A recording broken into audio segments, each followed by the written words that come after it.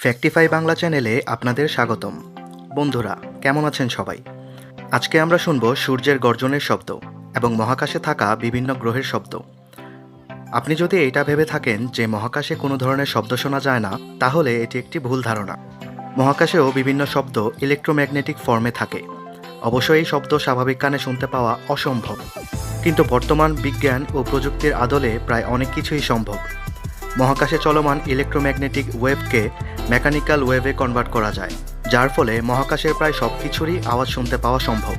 এই শব্দগুলোকে বিভিন্ন গ্রহ নক্ষত্রের ম্যাগনেটিক ওয়েভ থেকে নিয়ে ধ্বনি তরঙ্গে রূপান্তর করা হয়। তাহলে চলুন বন্ধুরা, আজকে আমরা শুনব বিভিন্ন গ্রহ নক্ষত্রের শব্দ।